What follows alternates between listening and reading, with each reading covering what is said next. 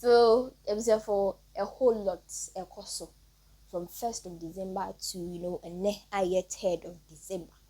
Na ensem ni nyina ene say ye enrada na ye special voting a course for the media, government workers ni wana ekeka ho anyame admont 7th of December 2024 omo do munya adache for omo vote enko no omo enendra ec omo adache say ana omo kwan say okay monko na monko ye mo de ento na mo fa twen ye na anyame admont 7th of December 2024 ye kwa kire ye 2 million kokomoti power na bi for edikotintim so either say NDC, MPP, CPP, PPP, movement for change, new force, party bia gum.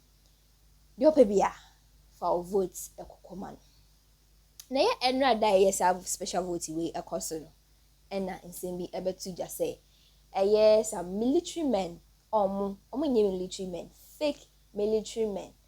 Yenim wana ebo omo pa say omo ko polling stations ahodo na omo ko hye eye ballot box no so na busuafo ewie chire no na chese nsem bebre na na esi meje dey say why curious kame ho na oba fefe ye puti nsem no enwu chebu. But before that no me show any gym subscribe to Adeno TV, like a comment your comment section we as well click on the notification button for more news updates and on your good team Marcia. Haven't you seen a convoy coming? Please move your motor out. Before I realized there were some exchange of words and they were about to fight. So I got off my vehicle. My vehicle was the leading vehicle. So I got off the vehicle and pulled him away. And some bystanders pulled the motor off. So we were able to proceed to the party office. We finished our operation at the office and decided to return. When upon returning, we saw another Toyota Corolla parked at the same spot, also refusing to leave for us to move out. So our security men got out to plead with the guy to move out, but the guy insisted he wouldn't move out. And another confrontation started. So we managed to arrest the guy, to take him to the police station. And they handcuffed one of his hands. So we had to get down, plead with our security men to leave him so that we can leave. So he brought the key to open it, but before he could open the lock, there were slaps coming from behind to the security man, pulled down, and they pounced on him. So the other somebody, I don't know the person, entered the Corolla and moved the Corolla away. Not the right driver, not the person who was had blocked the road. It was a different person who pulled the Toyota Corolla out. So our vehicles were able to move. But those standing on the ground, the NDC people standing on the ground, because the vehicle had moved, they had to leave the scene by walking. After they started beating the security men, anybody in NDC attack was attacked. I was standing pleading with the people. Before I realized the blows, so they don't throw the blows from your front, it comes from the back. So you didn't see who is throwing the blows. Before I realized I was on the ground in pounds on me. Oh my. I saw other members also being attacked here and there. In fact, it was, I wish we could, I had wanted to get a video, but nobody is giving me the video so that I could see how it happened. So, somebody came to pull me away. Plus, that Naneniyama. They held my two hands, taking me away. But as they were taking me away, the blows keep coming from my back, hitting me everywhere. So I got one of my hands twisted. And they pulled it. So I think the socket was realigned. And we had to leave the town. And another guy, I hope is the guy who, in fact, I didn't see the guy who started beating the security man. But the person looked like the same person. The stature of the person looked the same. He started throwing stones. When we were not going, when the car left and we were walking, the car came back. The car came back to take those who were left. So when the car came back, they started throwing stones at the vehicles, breaking the glasses. About 4 cars got their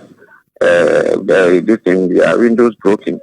Like the one you are showing on the television, that was the car I was in, the Ram. That is a big car. They broke the side screen, they broke the back screen, and there's a hide oven. They broke the back screen. 2 of our pickups, they broke the front screens. So when they brought the vehicle, they pushed me in, and then we had to leave the town to report the case at Dominancy Police Station. So yesterday, in fact, that very day, I didn't feel the pains. But the next day, they came to wake me up to go, and I said, no, I can't because I'm feeling pains all over. The other driver who got his head also broken went to Aguna Clinic. The others who couldn't go, in fact, it was night. We left there around 7 p.m. So the next morning, the others also attended different health centers. But the police report directed me to go to the Catholic Hospital in Krigwa. And we are still waiting for the others to come and write their statement. I am writing my statement now when he called. So the others are yet to come and write their statement. That's actually much worse than the reports we received. I'm very sorry to hear that, sir, and I hope that you are recuperating well. Would you say that this was a premeditated attack? You said? Would you say that this was a premeditated attack? Oh, yes. Do you know something? Every 4 years, the same community as Mansu, they attack us. Every 4 years? 4 years, every election year, they attack us. I have been attacked previously on 2 occasions. Is that so? Yes, my predecessor was attacked once. The MP who is next to me has also been attacked. In fact, I was with his convoy, same. He was also attacked, and attack came to me personally. And this happens every 4 years. Who would you say is behind these attacks? What have the police told you? The MPP supporters. There are specific people. I wouldn't say all the MPP supporters. There are specific people. One called Andy, one is called Diamond, and I don't remember all the names. So these are known people, and you've reported to the police. Yes, yeah. In fact, you know, I'm the type, I don't entertain minor issues. So even when I'm attacked, I tell them, oh, leave them. Let's concentrate on our campaign. But this time, beside the regular attackers, the whole community, like the MPP members in the community, most of them came to support the attack. Young guys as young as 16, 18 years included. And in fact, there were many. There were many. Wow. And what have the police told you? Oh, yesterday, about 30 police officers came to my house that the IGP has sent them to come to me to explain the issues to them. And we went to Escalation, so where the incident happened, to show them how the whole thing started. Okay. All right. So they are investigating. Yeah, they are investigating. Officers from Takrady, from Takwa, from Asenkrigwa, and officers from our constituency. And they came that IGP has sent them, so they came to me. All right. Well, we hope that the police are able to work on this as soon as possible and bring the perpetrators to book. Can you confirm if Joan Jan Kujo was part of the convoy when this happened? Yeah, she was part of the convoy. So when the confrontation started, our focus was on her to take her away from the scene. So when the guy pulled the vehicle away, somebody, the unknown person pulled the vehicle away, they sped off with her vehicle and took her away. All right. Well, thank you so much for talking to us, Honorable, this morning. We're grateful for your time and we're very sorry that this happened to you. All right. I've just been on the phone with Honorable George Arthur, former Member of Parliament for Memphis Central, where there was an attack on the convoy belonging to the parliamentary candidate, Madam Joan Jan Cudjoe. Still on the show today, handing over to Pakwesi Asari for more conversations on the elections. Right, thank you very much, Nashako. This is our continuing coverage of the Peace Accord, a wobbly one. And I think some of these isolated instances or incidences are pointing to that. Hopefully, we will have the police and the judiciary working hand in hand, and the parties themselves continuously sending a message to their supporters that no violence will have nothing to do with those who are violent, and we actually hand you over to the law enforcement agencies. Right, and we've just heard from the former Member of Parliament from Memphis Central say that the IGP has indeed dispatched a team of police personnel to investigate the matter. That should tell us that the IGP is not going to take matters lying down. No, the IGP has never taken any matter lying down. You see, people tend to forget that there are different forms of policing and law enforcement. IGP Dampare has demonstrated clearly to the people of Ghana consistently that if you cross the line, if you flout the rules, he will get you. And if he gets you, he will deal with you.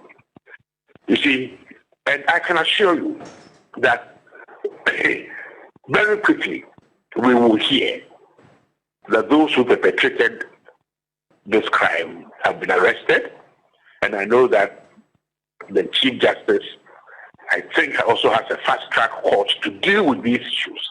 You see, we need to send a signal to this tiny percentage of individuals, politicians and their supporters, who always hold us to ransom every 4 years, intimidating, threatening, beating, destroying, that we will not take it anymore. That the power emanates from the ordinary people whose taxes they feed fat on, and that we will not tolerate the creating societies of fear. Okay, so the IGP, Dr. Dampare, and Chief Justice Tokonu will work hand in hand and ensure that those who flout the rules will be dealt with. Yeah, very finally, Prof, before I let you go, I know you've got to attend to other matters, but before I let you go, gauging from the political atmosphere and the high stakes of this year's elections, I know this is very speculative, but do you expect a lot more of these isolated cases of violence? Oh, they will happen. Not that I'm expecting more, but it will happen. And therein lies the unfortunate statement by the British High Commissioner that she thinks with her colleagues that this election will be more violent. And I think it's so unfortunate and totally unacceptable because, you see, we have a certain tendency to think, oh, our partners have spoken and therefore it is right. Or that they may have some insider knowledge or sophisticated analysis that, oh, it should be violent. And I want us all collectively to debunk that false analysis and the risk assessment and whatever evaluative